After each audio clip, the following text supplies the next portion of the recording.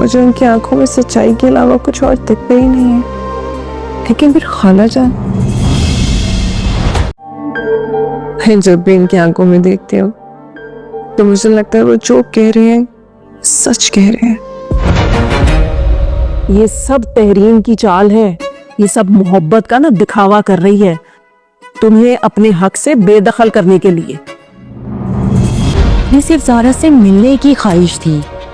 और उनका शौक पूरा हो गया। लो भाई अम्मा, तुम तो भूल जाओ कि ज़ारा की वजह से तुम पर दौलत की बरसात होने लगेगी। इसका हक ना दबा ले। बकवास मत करो आलिया, मेरे घर में ज़ारा का कोई भी सौतेला नहीं है। अरे इस तरह कहने से हकीकत बदल नहीं जाएगी कि तुम दिल के मरीज हो। तुम्हारी जिंदगी का क्या भरोसा, कल को तुम ना रहो तो सौतेली माँ और सौतेला भाई।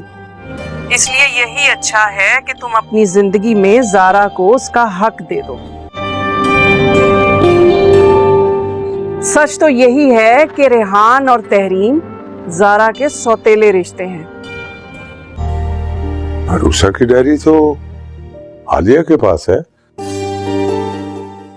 आलिया ने तुमको वो डायरी नहीं दी? मैं देखना चाहती हूँ कि माँ मेरी क्या लिखती थी, क्या सोचती थी, मेरे बारे में क्या सोचती थी। लेकिन कुछ ना कुछ तो करना पड़ेगा ना मुझे। मैंने दौलत की खातिर अपनी जिद छोड़कर बाप बेटी को मिलने दिया है। खाला जान के पास क्यों होगी उनकी डायरी? आलिया जब तुम्हें लेकर गई थी तो उसने मुझसे अरूसा की डायरी भी मांगी थी। तो फिर अम्मा, इस बात का एक ही हल है, आपको फोन पर बात करने की बजाय दिल साहब के घर जाना चाहिए और डायरेक्ट उनसे बात करनी चाहिए।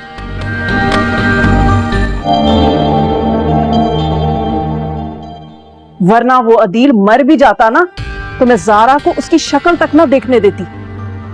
ज़ारा जितना वक्त अपने बाबा के घर में गुजार रही है, उसको वक्त के गुजरने के साथ साथ इस बात का भी एहसास हो रहा है कि इस घर में जो रहने वाले हैं वो ज़ारा से सच्ची मोहब्बत कर रहे हैं। अगर बात की जाए तहरीम आंटी की, तो तहरीम आंटी भी बहुत ज़्यादा ज़ारा से अपना लगाव रखा हुआ है और उसको अपनी बेटियों जैसा ही प्यार दे रही है और उससे उसकी माँ की कमी महसूस होने नहीं दे रही। हर बात पर उससे प्यार जताती हैं और उसका ख्याल रखती हैं। तो जो कन्फ्यूजन जो ज़ारा के दिल में और दिमाग में बिठाई गई थी तहरीम आंटी की वजह से, तो वो अब दूर होती जा रही है। और साथ ही साथ जो ज़ारा के बाबा हैं यानी कि आदिल साहब, वो भी ज़ारा के साथ बातचीत करते हैं। तो अब बातचीत करने के बाद अब ज़ारा को ये रियलाइज़ होने लगा है कि उनकी आंखों में सच्चाई है। ज़ारा अपने कमरे में उनकी तस्वीर उठाकर उसके ऊपर हाथ फेरते हुए कहती है कि पता नहीं मुझे क्यों लगता है कि बाबा मुझसे जो भी बात कर रहे हैं वो सच्चाई उनकी आंखों से छलकती है और वो बिल्कुल सच कह रहे हैं। लेकिन दूसरी तरफ अगर ज़ारा सोचती है अपनी खाला की बातों को कि खाला ने कौन सा जहर उसके कानों में घोला हुआ है, तो अब ज़ारा को कन्फ्यूजन हो रही है क्योंकि इसके खाला ने जो बातें इस घर वालों के बारे में ज़ारा को बताई थी वो सब गलत साबित होती जा रही हैं। और जो बातें पुप्पो बता रही थी कि आदिल साहब बहुत अच्छे हैं और उनकी पूरी फैमिली बहुत अच्छी है, तो वो बातें सच साबित होती जा रही हैं। लेकिन ज़ारा अभी भी कंफ्यूज है क्योंकि जो आंखों से देख रही है, महसूस कर रही है, वो तो उस हकीकत के बरअक्स है जो हकीकत उसकी खाला ने उसको बताई हुई थी। खैर, ज़ारा अपने बाबा जान से बैठी हुई लाउंज में बातें कर रही होगी कि अपने बाबा से ये कहेगी कि मैं अपनी अम्मी के बारे में जानना चाहती हूँ कि वो क्या सोचती थी, क्या समझती थी और क्या लिखती थी। मुझे मालूम हुआ है कि उनकी कोई डायरी थी जो आपके पास है। मैं चाहती हूँ कि आप वो डायरी मुझे दे दें ताकि मैं अपनी अम्मी की डायरी पढ़ सकूं और जान सकूं कि उनका मेरे बारे में क्या ख्याल था, मुझसे कितनी मोहब्बत करती थी। तो यहाँ पर आदिल साहब जो हैं अपनी बेटी से कहते हैं कि वो डायरी तो तुम्हारी खाला ले गई थी अब तुम्हारे साथ, जिस दिन तुम्हें इस घर से लेकर जा रही थी साथ वो डायरी भी मांग कर ले गई थी। मुझे हैरत है कि वो तुम्हारी खाला ने अभी तक तुम्हें वो डायरी क्यों नहीं दी। तो जब ज़ारा को ये बात पता चलती है कि डायरी खाला जान के पास है तो वो तशवीश में पड़ जाती है कि भला डायरी मुझसे क्यों छुपा के रखा गया, उस डायरी में ऐसा क्या राज है जो खाला मुझसे छुपाना चाह रही है। अब यहाँ पर आकर ज़ारा को तशवीश हो रही है कि वाकई कहीं ऐसा तो नहीं कि जैसा पुप्पो मुझे कह रही है कि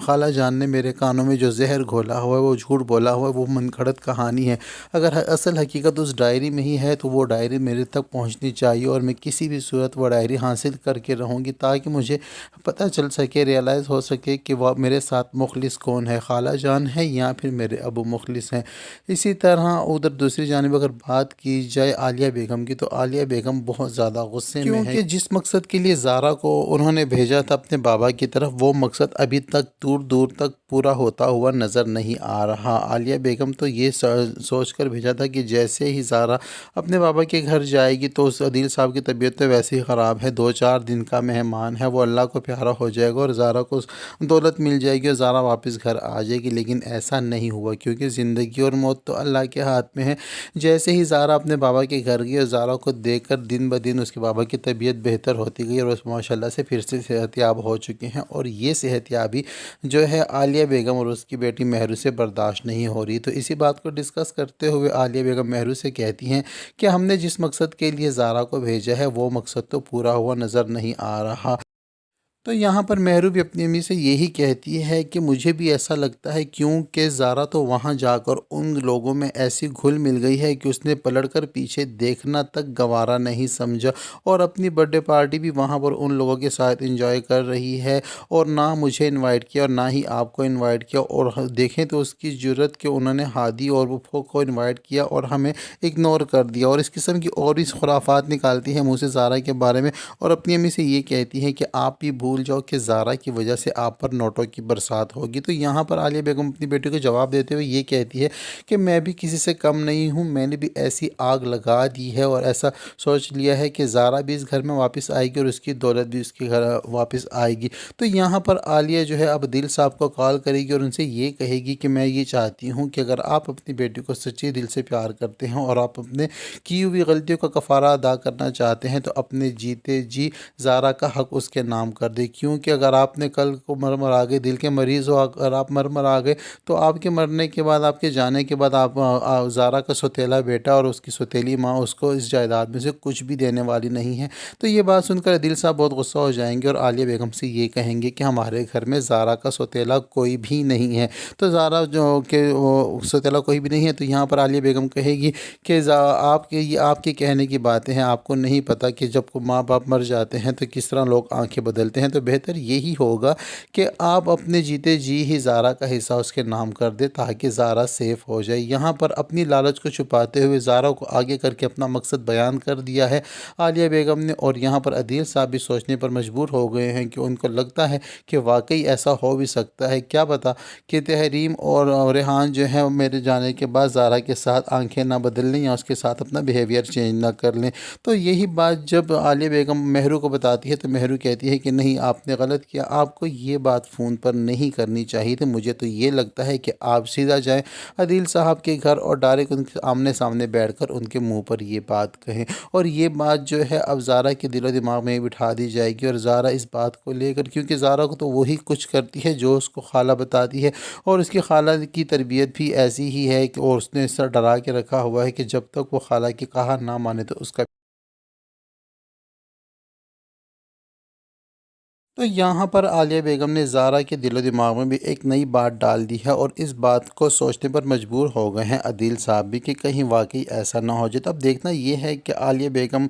جو ہے عدیل صاحب کے گھر جا کر اور نیا کون سا ڈرامہ رچاتی ہے۔ تو یہ سب کچھ ہونے جا رہا ہے ڈرامہ سیریل مفاد پرست کے آنے والے ایپیسوڈ میں۔ ویڈیو پسند آئے تو ویڈیو کو لائک اور چینل کو سبسکرائب کرنا ہرگز نہ بھولیں، ساتھ ہی ساتھ بیل آئیکن کو بھی پریس کر دیں تاکہ ہماری نئی آنے والی ویڈیو